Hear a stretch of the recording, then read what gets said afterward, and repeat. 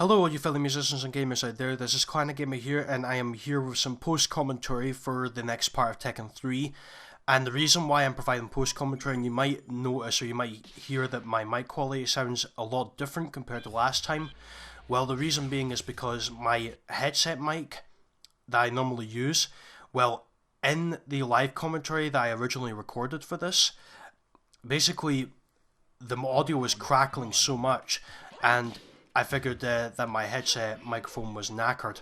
Well, that's what we say in Scotland anyway, but it's completely, well, it's broken. After 4 years of using it, I actually bought this headset that I'm wearing right now in July of 2012. So it's lasted for a very long time. It's done very well.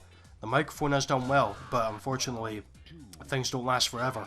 So I'm using my Blue Snowball microphone as a backup. So I'm recording this right now, as you can see, like I'm talking like I've got on the windowsill right now, and I'm talking in the microphone as we speak. And basically I'm just going to repeat some of the stuff I said in my live commentary. So this is Nina here, and what Nina's story is here is that, well, I'll give you a bit of a background information on her. She's basically an assassin, like her sister Anna Williams, and they were both trained by her father, Richard Williams, who was also an assassin. Next thing you know, Assassin's Creed might be crossing with Tekken.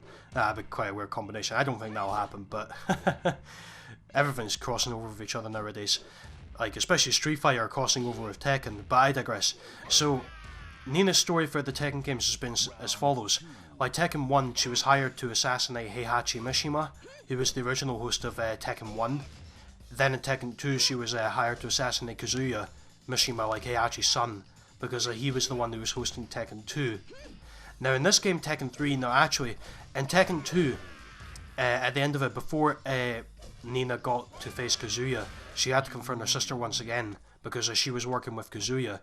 And Anna stopped Nina in the actual story, and what happened was Kazuya's Mishima Zaibatsu forces captured Nina and put her into this cold sleep program, which is basically like, you know, putting her into like a, you know, I wouldn't say a coma. I think it's like a coma, like, because she keeps her age and everything like that. Like, I think that's why I looked up on the research there, but I'm not exactly sure how a cold sleep program works. But Anna wanted to go with her anyway because she would miss her sister quite a lot. So it just comes to show you, despite their major differences, like, the two of them still care about each other. Well, especially Anna anyway, cares about her sister a lot. But anyway, in this game, I think Nina's goal is to assassinate Heihachi again before he does anything reckless with Ogre's blood, because I think she knew that Heihachi was looking out for Ogre's blood here. So that way, Heihachi will not be able to use it recklessly and take over the world with it. That's one thing that confuses me about Heihachi's motives. It's that, like, in Tekken 7, it depicts Heihachi as kind of like a good guy slash anti-hero. I don't know. I need to play for the rest of the Tekken games to find out this, but as far as I'm concerned, I still think he's quite villainous. Well, then again though, the rest of the Mishima family is villainous, so it doesn't surprise me. But either way, guys, yeah, I've not been looking at my screen as much when actually concentrating on the commentary here, because I got it on the windowsill. But I think I'm looking at it right now, and as you could probably tell, I got on a lot better with Nina than I did with Ling Chayo, my opponent here. I don't know, there's one thing about Ling Chayo that I just didn't like. I was expecting her to be like Wong Jin-Rei when it comes to movesets. But quite frankly, in my opinion, she's worse than Wong Jin-Rei. I think she's probably the worst character I've used. Maybe that might just be me and I'm just not that good with her, but I just didn't like using her that much. But that's basically it there, so I think one of the things I talk about in my live commentary, actually, yeah, I talked about real life things happening, for example, like my teaching. What I'm planning on doing, guys, is, as you may recall, like in the update video that I uploaded earlier this week, excuse me, sorry about that. In the update video I uploaded earlier this week, I talked about an opportunity that I signed up for, that I applied for a job opportunity to become a group clarinet teacher. Well, oh, excuse me. The offer had expired on the 12th of August, and I'm still waiting for a reply. Now, hopefully it's quite soon, because the term, according to the website I looked up on, starts on the 27th of August. So hopefully I'll get an interview, but if not, then this is my, I'm going to start really building myself up as a private teacher. So, like, what I'm going to do is like start using YouTube a lot more often for clarinet covers to really get myself out there, and start using because I know I used a blog before to post up like reviews and stuff like that. I might use that as kind of like a diary of what's going on in my everyday life so that people know me better. So that could be a good thing to do there. So like when I talk about my lessons and what I'm teaching and reflect on ways that I can make it better, that could be quite good actually. Oh, and yeah, this opponent here is quite unique, Mokujin. Now, this opponent here actually copies other fighters' moves, and you'll see what that is when it comes to it. So as you can see here, yeah, he's copying Jack's moves, or Gun Jack's moves. Now, as you can see when I press start here, it kind of froze for a second. That indicates that Mokujin is changing a fighter personality. So now I think he's copying Lei Wulong because of the fighting stance that he has. Like, say for instance, right, I'm just trying to see when he exactly does the move here, or the moves. When he does them, I gave him the opportunity here to try and do the moves. Right there. And then this grappling move there, that's reminiscent of Lei Wulong. And I said in my live commentary, I was like, come on, be like Jackie Chan, be like Lei Wulong, be inspired, be that inspiration. But Mokujin's nothing but a copycat in this game.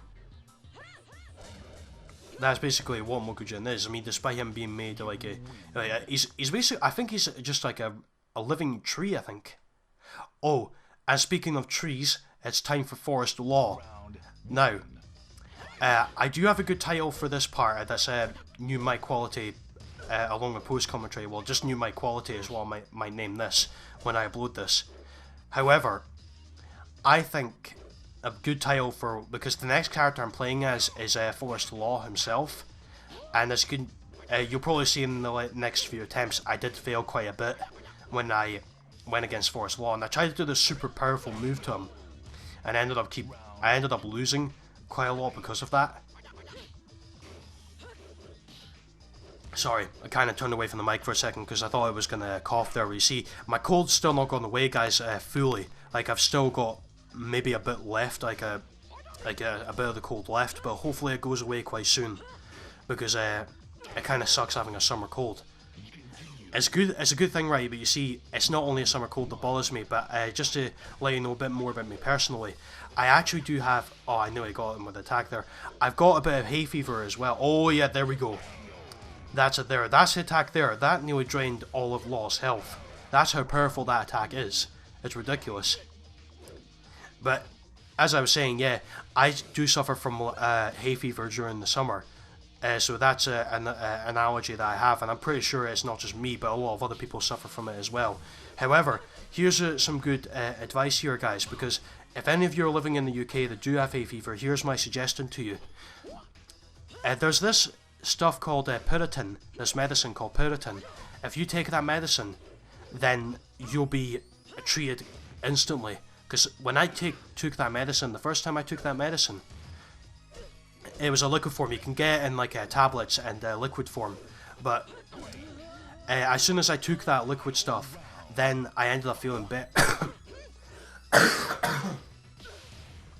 Sorry, again, yeah, you see that's a sign that my cold is still there. This is going to be really annoying, quite frankly, but I wanted to keep on doing this, guys, because I know that you want to see more videos from me, and I want to keep making videos as well, because I like what I'm doing. It's one of my hobbies. And no cold is stopping me from doing that.